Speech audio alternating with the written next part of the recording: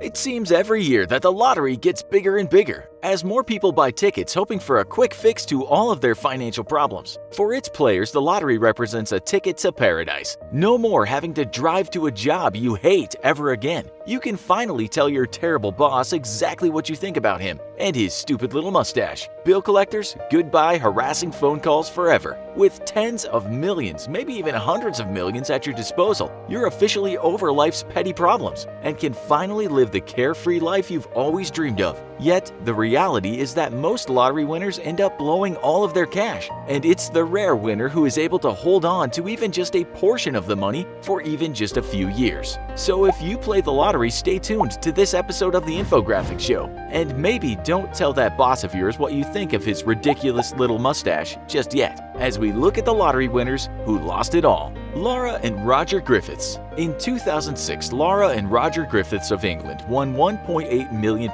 in the British lottery and immediately moved to buy their dream £670,000 home, or about $871,000 US. Next came the car, with a brand new £28,000 Porsche and a slightly less expensive Lexus 4x4 luxury SUV, which Laura used to drive their two daughters to their £10,000 a year private school for each girl. Laura immediately opened up a beauty spa, thinking that she'd invest her money into a business that could produce a return. A smart move, except the spa simply never became profitable. Though it's hardly Laura's fault, as she let Roger do all the financial work and sign all the financial documents. And surprise, surprise, turns out he knew little about business or successfully running a spa. The couple also splurged on 5-star trips to Dubai, New York, Mallorca, and Monaco, as well as top-range furniture for their new home and a very expensive wardrobe. Roger also spent £25,000 on making a record with a band he played with in a local university, which sold only 600 copies. It wasn't all foolish spending, though, that bankrupted the Griffiths, who were forced to sell their home along with their spa business and all of their luxuries. Having bought real estate as an investment, the Griffiths were devastated when the global economy collapsed in 2008-2009, and they lost most of their investments in the resulting fallout. Then in 2010, a freak fire gutted their home, which had been underinsured, forcing the couple to spend their remaining money on repairs in an attempt to save the house. Today, the couple are divorced after Laura discovered a conversation on Roger's computer between him and a male friend indicating his interest in another woman. And Laura works in the spa she once owned and had to sell as a beauty technician. Roger was last heard of admitting that he had £7 in his bank and was relying on his parents for money. William Bud Post III. In 1988, William Bud Post III won $16.2 million after buying a lottery ticket with just $2.46 in his bank account. He pawned a ring worth $40 and gave his landlady and occasional girlfriend the money for a bunch of tickets, amongst which was the winning ticket, settling for 26 annual payments of $497,953.47. A smart move for any would-be lottery winner, by the way. He had already blown $300,000 of it within 2 weeks of receiving his first payment. He'd acquired a liquor license, purchased a lease on a Florida restaurant for his brother and sister, and a used car lot along with its fleet for another brother. He'd also bought a twin-engine plane even though he didn't have a license. Within just 3 months, he was already $500,000 in debt, mostly from the properties he bought for his siblings. A year later, Post officially cut ties with his siblings and moved into a mansion in Oil City, Pennsylvania, which he bought for $395,000, then set about upgrading it. That's when his former landlady and occasional girlfriend sued him for a portion of the winnings, claiming that he had promised her a part of the win, something he vigorously denied. No matter, 3 years later, a judge ordered him to pay her 1/3 of his winnings, though by that time most of the money was being spent on his mortgage payments. In 1992, when he refused to hand over his annual payment to satisfy the judgment against him, the same judge ordered a freeze to all his payments until the matter was settled. Post immediately began selling all of his assets, or at least as many as he could. The mansion he'd bought and planned to fix up was a crumbling mess, with plywood covering up some of the windows, missing shower stalls, a swimming pool full of random junk and debris, and an old car on blocks in a yard full of weeds out front. In 1996, he launched on a final ploy to get out of his crushing debt, selling the mansion for a measly $65,000 and auctioning off the remaining 17 lottery payments he was due, something we had no idea you could legally do. That netted Post a nest egg of $2.65 million.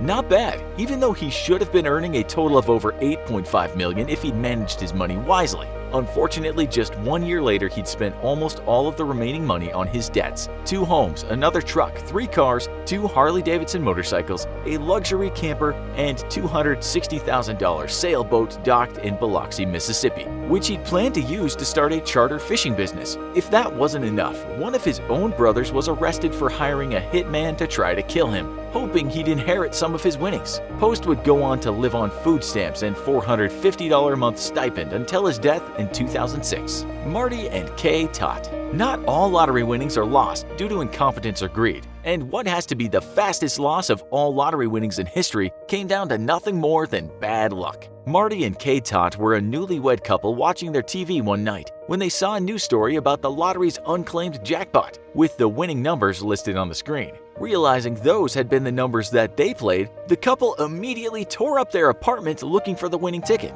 Unfortunately, the couple was unable to locate the ticket, and so the couple launched an appeal with officials investigating their claim for 7 weeks before being satisfied that it was genuine. Because the couple had waited so long to report the lost ticket, however, due to their not even having been aware that they had won, a court ruled that the company running the lottery had no obligation to actually pay up. The couple was devastated, and the new marriage was badly affected. Their dreams of moving into their own home and starting a family indefinitely delayed, as they were forced to continue to make ends meet with a joint income of £34,000. Evelyn Adams. Winning the lottery is a once-in-a-lifetime event with astronomical odds. At least it's supposed to be. Yet in 1985, Evelyn Adams of New Jersey won the state's $3.9 million jackpot in October, then won the $1.4 million jackpot just 4 months later. The convenience store clerk became an instant celebrity and was bombarded with requests for financial aid from both the public and her own family. And for her part, she gave a lot of money away to people asking for help.